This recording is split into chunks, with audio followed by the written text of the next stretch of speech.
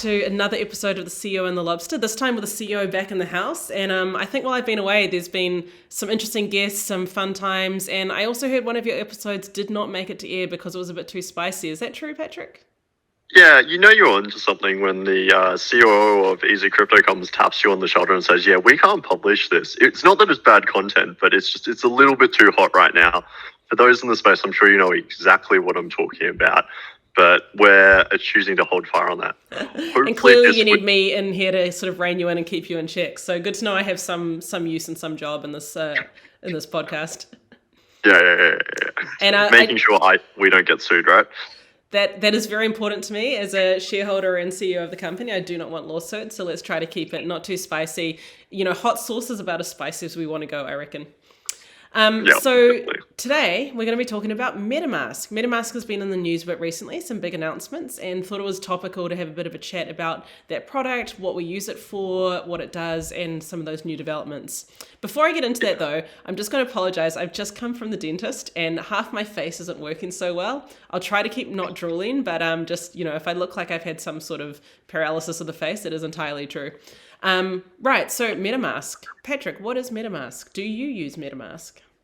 I do use Metamask. It is my essentially staple crypto wallet. For those who use Ethereum, there is no way you don't know what Metamask is. It is essentially the main Ethereum wallet developed by consensus. It works for all EVM networks, so it doesn't work for just Ethereum. It works for anything that uses that 0x kind of address notation. And what it's really, really good at is being a tool. It connects to all the Web3 stuff. It is just really flexible and can add any tokens you want to it, any networks you want to it. It's really well designed. But it is quite a bit of an extra for experts though, right? Like that thing of being able to add your own networks, add your own coins. It's not really a beginner's wallet. There's some quite complicated functionality in there. No, I would not recommend this for people starting out in crypto. It's a really great way to have a really bad experience. It's a tool, but it is very rough around the edges. It's the chainsaw of crypto wallets. I don't know if that works, but yeah. Absolutely, and you don't want it without your safety tools and your steel cap boots in place. Exactly. But the big news out of MetaMask this week, which is quite cool. I mean, it's great news for crypto adoption and for increasing, the availability of crypto more generally, is that you can now sell crypto from your MetaMask and receive it in your bank account if you're in the US or Europe, I think, were the two countries. Is that right? Yes. Yeah. The important distinction that this trial they're rolling out is just for the United States and the UK. It's likely to be rolled out to more countries, but right now it's just those two. Yeah, and because getting cryptocurrency back, into fiat currency or, regular money in your bank account and going the other way, this has always been some of the complexities and challenges of crypto. And obviously this is what Easy Crypto does. We help you get the money from your bank account into crypto and vice versa. But, we only operate in a few countries and there's challenges, globally. This is always one of the rubs with crypto is how to get it to interact nice and smoothly. So it's awesome to see Metamask taking this on because they're a big provider. I think they have something like 300 million wallet addresses, 30 million active monthly users. So for them to start offering this facility and these services is fantastic. But it does come with a cost. I think saw someone on Twitter doing a trial of this and saw that, for a $100 US or $140 sale of crypto to your bank account, the fee was 9%, which is pretty crazy. With larger transactions, it works out better, but I think the smallest it comes down to is still around 5%. So cool service, money in your bank account for US and UK citizens within 5 minutes, which is awesome, but a pretty hefty price tag that goes along with that. Yeah, it's been really interesting how they've kind of priced this, and there's clearly that there's a lot of intermediaries in that process to make it fast, but they all want their cut and the price is just added up to be massive. Hopefully over time it comes down, but right now it's just imagine spending 10% to get your crypto out. Yeah, you have to make a lot of gains for that to be worthwhile, right? Yeah. I think I'm down 10% times multiple 10%. Anyway. It's really interesting that's being priced in line with credit card fees. So even at the best rate that's been seen, about 5%, this is in line with credit card fees. But the systems that have been demonstrated and people have been using online they're not touching credit cards. So there's been a bit of speculation that they're trying to actually have consistent pricing across all of the different payment rails that they kind of use. And while credit cards aren't in there just yet, that if they are, potentially an option, they don't want it to be much more expensive. I don't know. That might just be the justification for high fees, though. Yeah, I mean, you can set your fees independently, right? And like, at Easy Crypto, we've been looking at some of our payment processing fees recently, and we've got 5 different types of payment options you can use, and they're all priced differently because we just pass on the actual cost to the customers. So some of them are, 50 cents, others of them, like credit cards, which are a bit more expensive, are 3%.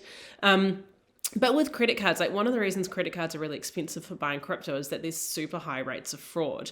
Like if you manage to steal some card details, and, in my mind, I'm immediately thinking of the movie Emily is a Criminal, which is like a lot of credit card fraud going on in there. If you get this list of credit card details, one of the great ways to try to steal money is to just go and buy crypto online. So this is one of the reasons that card fees for crypto purchases are high, is because the rate of fraud is high, and there's, the providers, the card companies need to be able to manage those losses.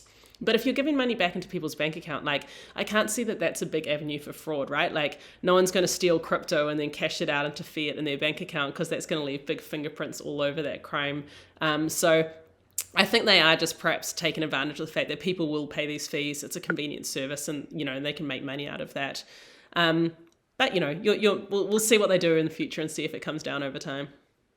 Yeah, and so that's actually another important thing just in terms of that like fraud thing. One of the things all payment providers have to do is KYC, know your customer. And the way they've kind of structured it is, even though there's multiple different payment providers you can go through, you'll need to onboard with each one of them individually. And that will forever associate that MetaMask address with a real person. So they do have to, MetaMask is a product that you can use anonymously, but by using these systems, you do relinquish that anonymity to hopefully mitigate that fraud practice there.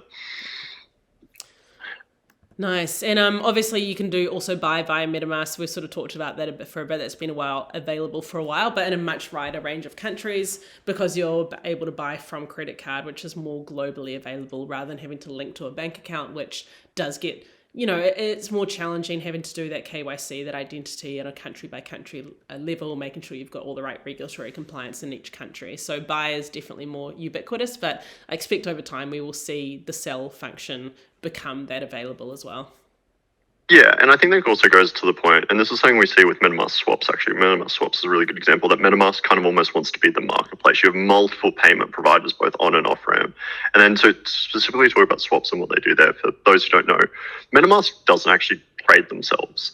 They provide a convenient service. They look at all of the DeFi options. They only target DeFi options, and essentially ping all of the major dexes. So you're talking Uniswap, you're talking SushiSwap, you're talking Curve. Figure out which one has the best price, and then they push through a trade at that location and then charge you a fee for that service. So it kind of really goes down to that like Apple, Google kind of play model, where you're interacting with underlying companies and they'll facilitate that in exchange for a fee. It'll still always be cheaper to go straight to those people, but if you want convenience, it's something that's there for it. And by all accounts, I'm not sure if you've seen these numbers, Janine, they are making an absolute killing off these fees. So because 0.9%, right? So whatever the fee is for actual swapping on the DEX, MetaMask are then putting a 0.9% over the top of that, which is huge, right? Because they're turning over, billions, like many billions, 26 billions in trade since they launched in 2021.